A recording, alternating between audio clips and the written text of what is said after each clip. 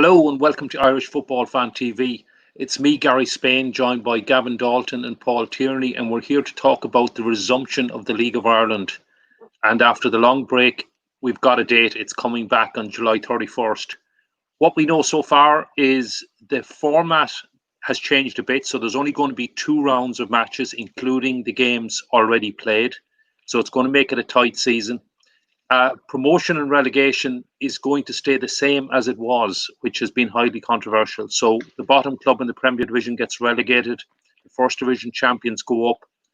Fourth in the First Division plays third. The winner plays second, and then the winner has a playoff against the ninth place team in the Premier Division. So it's I'm going to start with relegation because that's the one that's had all the controversy, and it's the one that's caused a lot of issues for the clubs. So I'm wondering, can I start with you, Gavin? What are your thoughts on the relegation issue? Yeah, I mean, there was, yourself, there was a couple of options on the table. It was coming down to option one and option two. Obviously, the Premier clubs, understandably enough, were only wanting one up, one down for their sake. I suppose they saw 18 games. I didn't think it was justifiable to say that they could lose their Premier status in just 18 games. So they're obviously pushing for just one down to obviously boost their chances of staying up. But then you look at the other side, the First Division clubs, they're all going to push for as big as a chance they can. I suppose it's all coming down to self-interest, understandably enough, because if you look at these clubs, they're more than just clubs, they're essentially businesses. So the First Division clubs are going to want every chance they can to get up.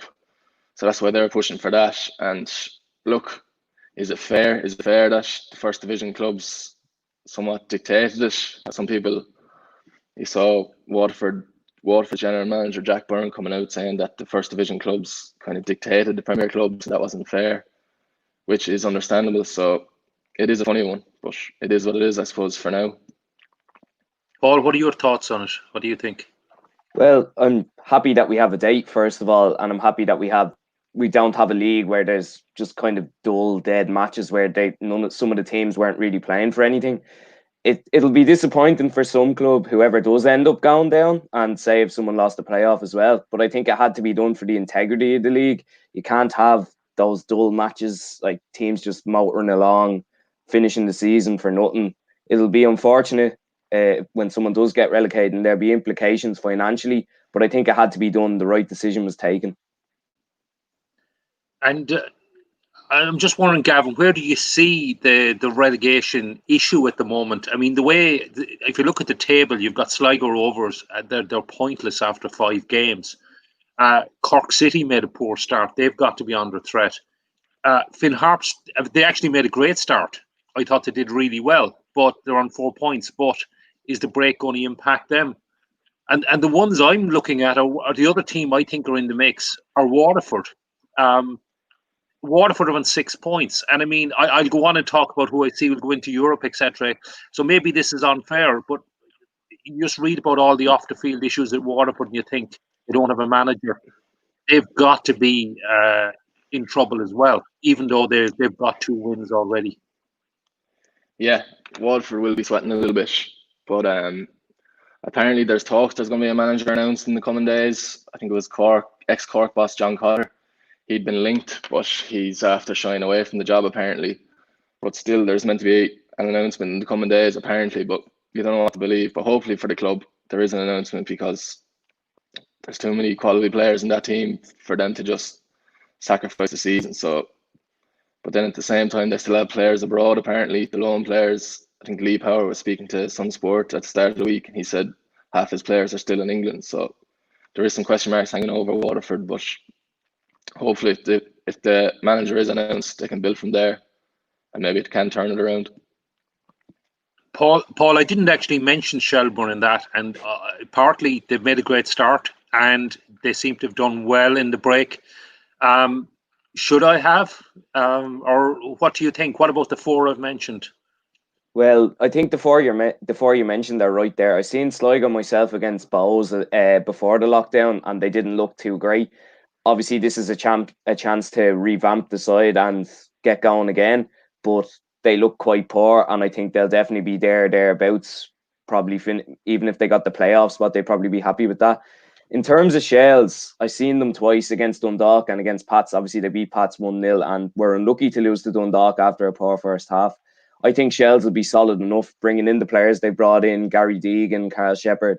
These are experienced heads and they know what to do in situations like this. Obviously, Shells aren't in a situation at the minute. I think Shells will be fine. Mid-table will be a good season and then motor on next year, hopefully. Yeah, I tend to agree with that. I can't see actually Shelbourne being in the mix. The one thing I will say about Sligo is they've done some fantastic fundraising. They're a very well run club out there, and I think they could hit the ground running. And I actually think, yeah, they may end up in the playoff, but I don't see Sligo ending up bottom. It's probably too early to tell. I mean, you look at other leagues like the Bundesliga and the English Premier League, and you see teams coming back, some far better than others. So time will tell. Now, the reason I started with the bottom, and Paul actually already touched on this, is the impact it has on the top. And I was actually surprised that Shamrock Rovers were the only Premier Division club that backed the First Division clubs in the relegation. And I'll tell you why, because Rovers are top. They're 3 points clear. If you go down to an 18-game league, they've already beaten Dundalk and Tala. They've also got a fantastic goal difference. Had you had a league with loads of teams with nothing to play for and perhaps letting players go and playing some of the under-19s, they would have had, I think, a far better chance of winning the league. Now, they still have a fantastic chance of winning the league. I think it's a two-horse race. But so, Paul, what do you think of the race for the title? Well, I think it's definitely just between Rovers and Dundalk. Obviously, they're the two strongest sides in the league, and we've seen that in the cup final there last year when Rovers beat them on penalties. We've seen how good both sides were. I've seen Bows this season as well. They look good, but they're going to drop silly points. Like they drop points up at Derry as well. Bows are going to keep doing that. They're just a bit off the pace. I think they're the best of the rest, and then it's Rovers and Dundalk after that. Looking at it, I think it might be Rovers' year. I know they've only played 5 games. Obviously, they've won all 5, but they look stronger, and they look stronger in the cup final as well. So I think they'll continue going on from that. Well, Gavin, what are your thoughts? Are there only 2 in the title race, and who do you think is going to? Personally, I do feel there's only 2. I mean, third. If I was to pick third, I'd probably go with Bows. But you know, Bows, they can get big results in big games, but then they can slip up in lesser games. So in regards a squad in depth to go for the league, it's either Rovers or Dundalk. But having said that, I don't think there's going to be, I mean, it's all going to boil down to who hits the ground running. I mean, Dundalk are going to be sitting over these couple of months after losing in Tala. They're going to be saying, right, they're going to be listening to everyone saying, oh, Rovers have the league, Rovers have the league. I think they're going to be sitting, Vinnie Burt's going to have them ready to hit the ground running, and they're not going to let the title go too easy. Yeah, and I think it's a big advantage to Dundalk that every single game is going to matter because it's a tight season. There's only 18 games, as you've been saying, for each club. You've potentially 2 going down, you've 4 European places, and I don't think there'll be a single easy game, and that'll help the team. Who are at this stage, although they're the champions, I think Dundalk are also the challengers because they're 3 points behind Rovers and have got goal difference to worry about as well. And the next big one, and I agree fully, I think there's only 2 teams in the title race, without doubt.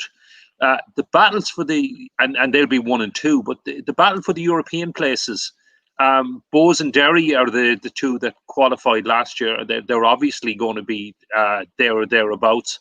I think Pats have got to be in the mix. And the team I was ruling out for relegation may possibly be even a dark horse for Europe in Shelbourne. Are they the 4? Am I being a bit generous to Shells or even to Pats? Gavin, what are your thoughts? No, I would have said that. I'm going with Shells. I was out with Paul in Tolka for Shells v Pats, and they're a gritty team. They're going to grind down the bigger teams. They're going to be tough to get results from, and they do have threats going forward. So I think Shells could be in the mix. I think they're 3rd or 4th. I think it'll be Rovers, Dundalk, Bows, Shells. That's what I'm going to go for. Paul, what are your thoughts on the battle for Europe? Shells in Europe again? Well, It would be fantastic to see, especially 1 year in. I think they might. It all depends on their away games, really. I think they'll be as solid as anything at home. They've proved that already, and they're going to be extremely tough to beat at Tolka. It's where they can pick up points away from home. You look at like going to Derry, going to Pats, going to Bows. Can you pick up wins there? Can you pick up a 0-0 draw when you have to? Stuff like that. Obviously, I think they'll beat teams down the bottom away from home. Obviously, they've beaten Cork already as well. But it all depends on the away games for Shells, because I think they'll be solid enough at home. If they can get the points there, they're definitely in with a shout. But I think Bows, Pats and Derry are just that tiny bit stronger at the minute. Yeah, and the only thing I will say is it's so tight and there are so few games. I mean, we're going to end up with half the games we would have had in a normal season.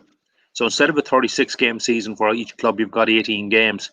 So the games already played have taken on even more importance.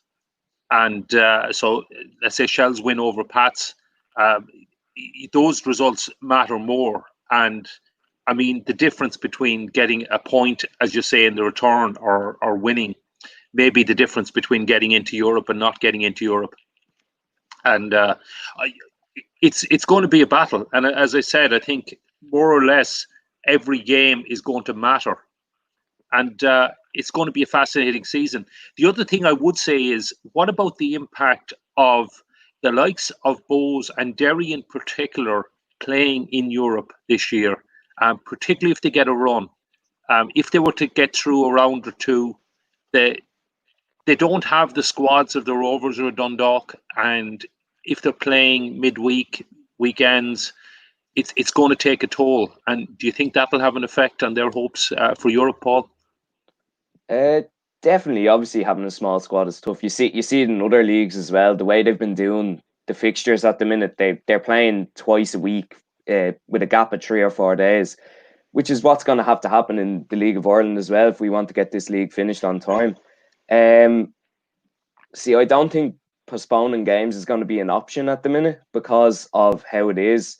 Like they're gonna want the Champions League up and running properly and the Europa League in October is what I heard, like for next season. So it's all going to be a rush. It'll be tough on them, but I mean, other teams are doing it as well. They'll just have to cope as best they can. Yeah, it's going to be tough, Gavin. Is that a chance for Shells and Pats maybe to sneak into Europe ahead of Bows and Derry for next season?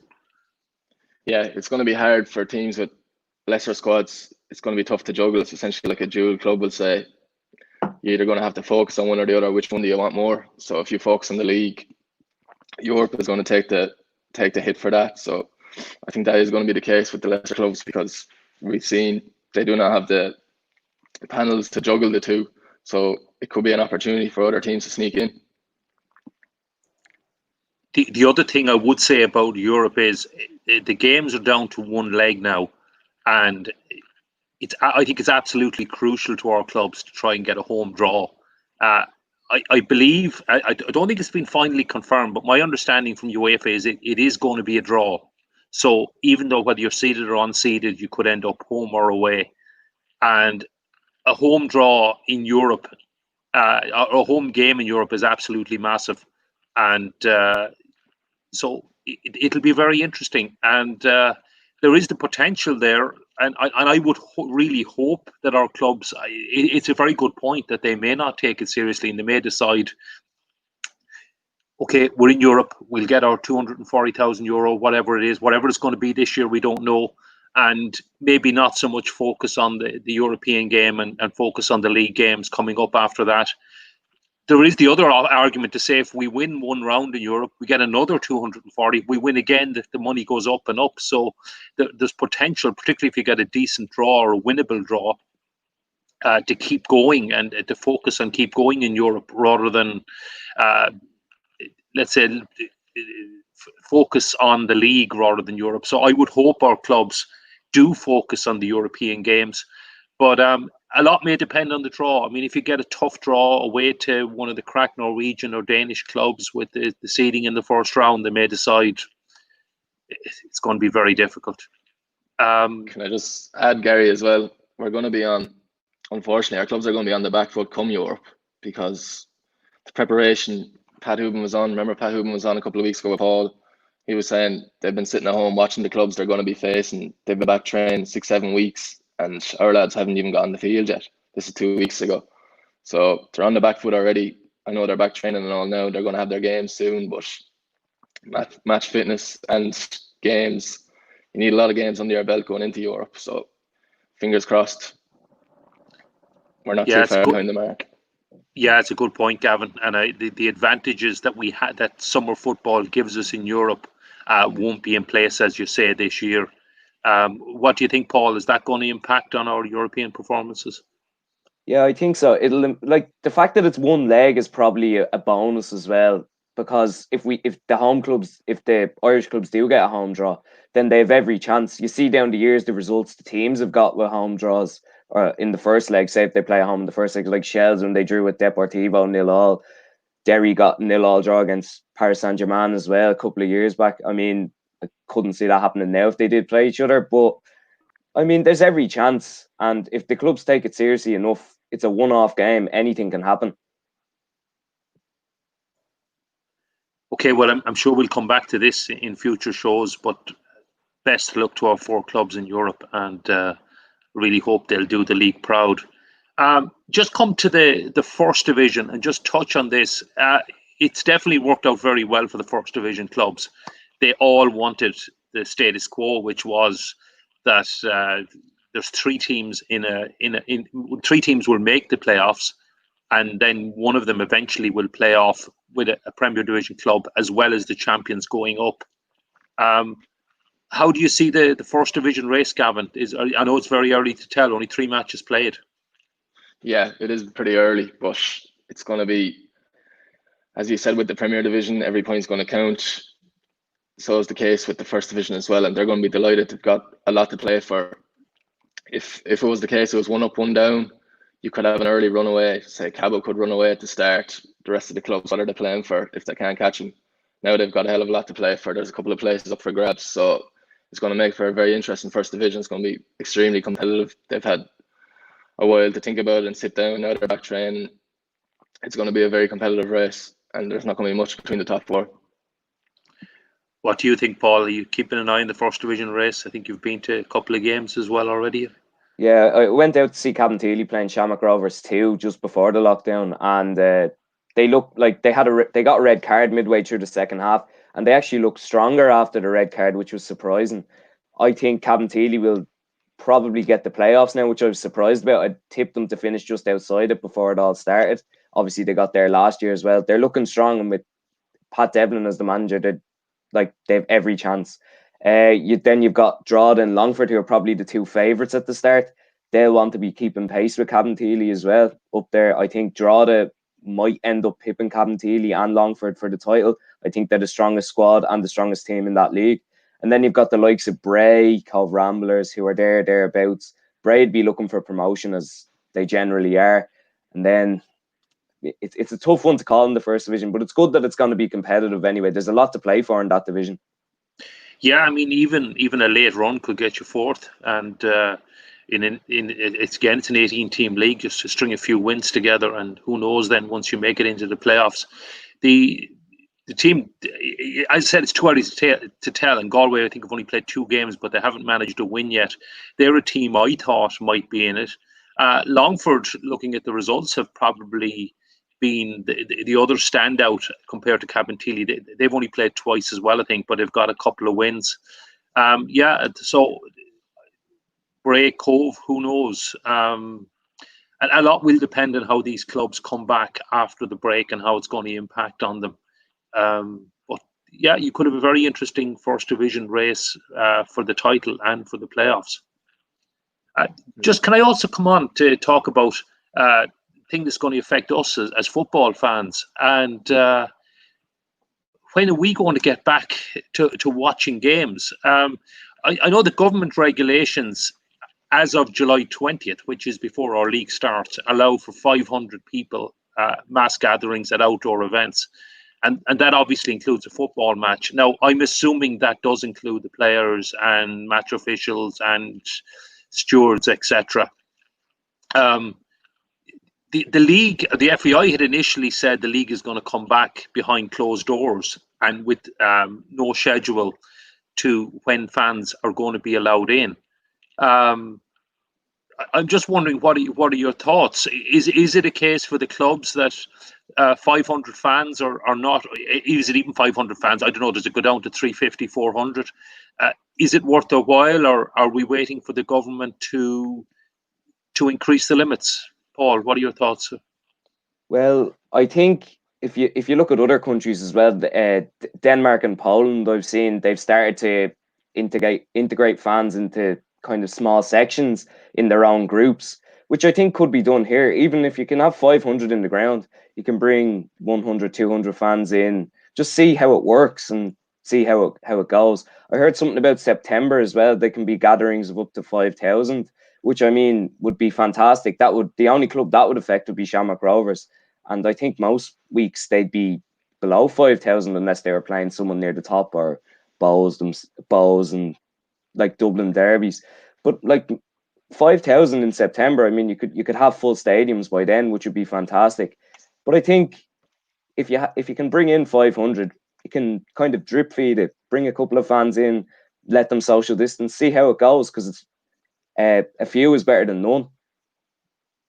Gavin, what are your thoughts? When do you think we'll see fans back at games, and what do you see happening? It's tough to know. I mean, we still have essentially another month until kickoff. And look, who knows? A month could tell a lot. Things could change in a month. But if things stay the same and they're still saying it's going to be behind closed doors, I think, as Paul was saying, they should try and at least get something in there. I mean, if you look to the GAA are planning on restarting club fixtures in 3 weeks' time. And that's amateur sports without being tested, no nothing. So if they can have 30 lads going out in the field playing against each other, there's no reason why I feel there shouldn't be crowds socially distanced allowed into League of Ireland matches if they're keeping their distance to watch the match, because it'll add a lot to the atmosphere. Even if there's just a couple in the crowd, a couple of hundred, if they're all socially distant, I mean, it's going to add a lot to the game. And I know there's talks for streaming and stuff. They're going to be broadcasting the games. So at least if you can juggle the two, if you can get some of the crowds into the games and then others watching the game at home, it'll all add to it. So fingers crossed. Look, we have a month. A month will tell a lot. Yeah, a month will tell a lot. I'm just wondering, with the costs and for the clubs and what they'll have to do to enforce the social distancing, even if it goes from 2 meters down to 1 meter. Because even if we say we are allowed 500 fans, does that mean they all have to be 1 meter apart? And do you have to mark off all the seats? And is it worth the club's while? Particularly, I suppose, when the fans will be season ticket holders anyway.